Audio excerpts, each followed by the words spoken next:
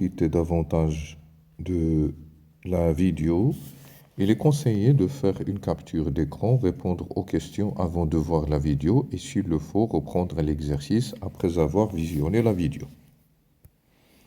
Alors, pour déterminer la vitesse de propagation d'une onde sonore dans l'air, on réalise le montage représenté ci-dessous, le microphone M lié à l'entrée YB.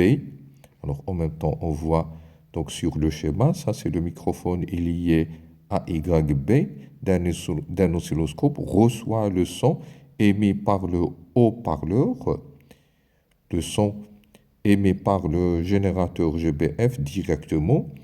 On repère, on règle la distance D entre le microphone et le haut-parleur sur la valeur D est égale à 68 cm et on observe l'oscillogramme représenté ci-dessous.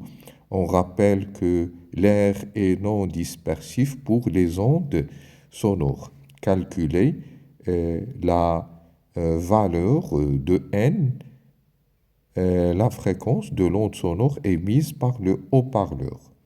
Alors, comme question, c'est simple. Donc, nous savons que la fréquence N, c'est l'inverse de la période, c'est 1 sur T. Et donc, il faut calculer T. T, c'est donc le temps que représente cette distance. Alors, d'ici là, on a une division, 2 divisions, 3 divisions, 4 divisions, 5 divisions.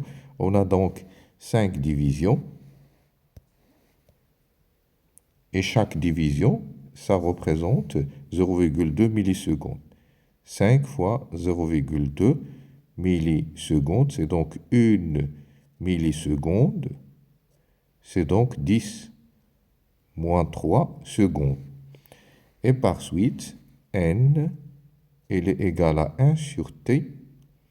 Il est égal à 1 sur 10 puissance moins 3. Il est égal à 10 plus 3 Hertz. Donc, la fréquence N, c'est 10 plus 3 Hertz.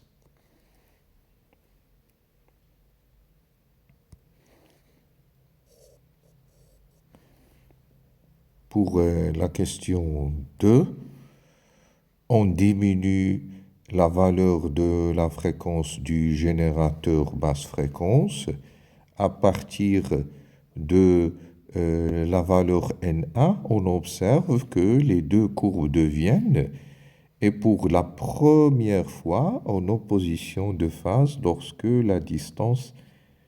la fréquence atteint N2 est égale à 750 Hz. Déterminer la valeur de la longueur d'onde lambda A pour la fréquence N1 et la valeur de la longueur d'onde lambda 2 pour la fréquence N2. Et par après, on va nous demander de calculer la vitesse. Voilà, c'est ça l'exercice. Alors, par quoi doit-on commencer? Eh bien, on va commencer juste par cette relation-là qui nous dit que la vitesse V est égale à lambda fois N. Et parce que V, c'est une constante, il ne change pas, il ne dépend pas de la fréquence. On considère que le milieu, il est dispersif, il est non dispersif, l'air, il est non dispersif pour les ondes sonores. Donc, on a la même vitesse. Dire que l'on va diminuer la fréquence, eh bien, cela veut dire que la longueur d'onde, lambda, il va augmenter. Et cela veut dire que lambda 2, elle est plus grande que lambda 1. Donc, lorsqu'on avait n est égal à na, on avait comme relation la distance d, puisque les deux signaux sont en phase, la distance d était égale à 1 multiple de lambda 1. Donc, c'est k fois lambda 1.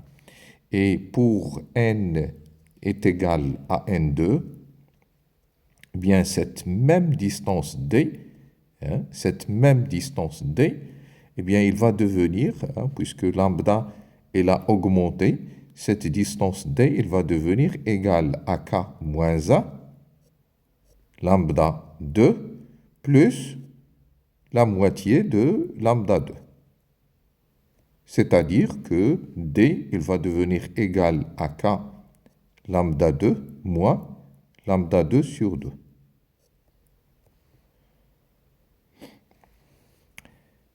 D'une part, donc nous avons d est égal à cette expression et d est égal à une autre expression. Ça veut dire que l'on peut écrire la relation k lambda 1 est égale à k lambda 2 moins lambda 2 sur 2. Très bien. D'une part, et d'autre part, puisque la vitesse V1 elle est égale à la vitesse V2, du fait que le milieu n'est pas dispersif, cela veut dire que lambda 1 fois N1 est égal à lambda 2 fois N2. Lambda N1, plutôt lambda 1, N1 c'est 1000. Lambda 2, N2 c'est 750. Si on fait passer lambda 1000 de l'autre côté, ça devient lambda 1 est égal à 0,75 fois lambda 2. Alors, on va remplacer ce qu'on vient de trouver, on va le remplacer dans cette équation-là. Et donc, ça devient k lambda 1 est égal à k lambda 2 moins lambda 2 sur 2. Je remplace donc lambda 1 par 0,75 lambda 2, donc ça devient k. Lambda 1, on la remplace par 0,75. Lambda 2 est égal à k lambda 2 moins lambda 2 sur 2.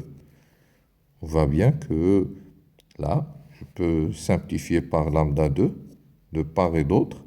Ce qui nous reste, c'est donc k,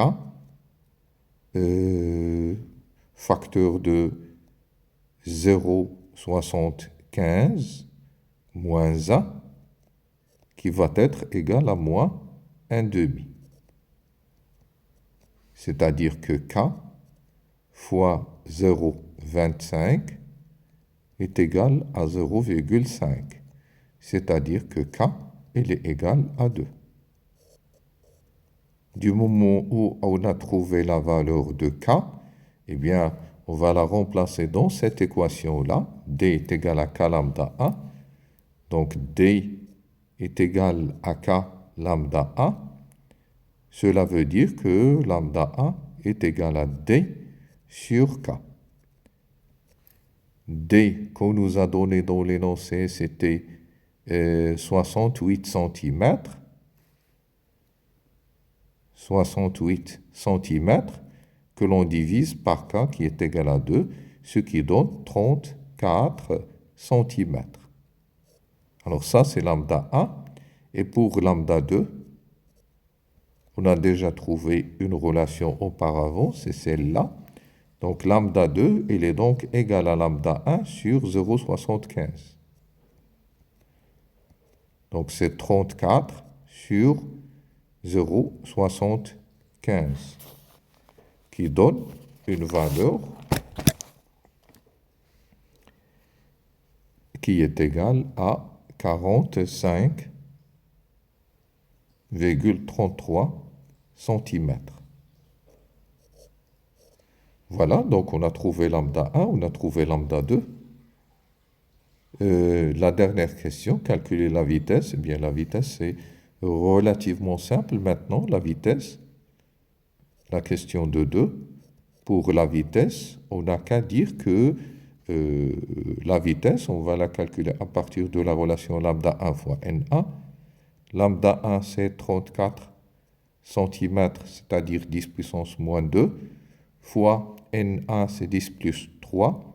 C'est donc 340 mètres par seconde. Ça, c'est la vitesse de propagation des ondes sonores ou ultrasonores dans l'air. Mètre par seconde.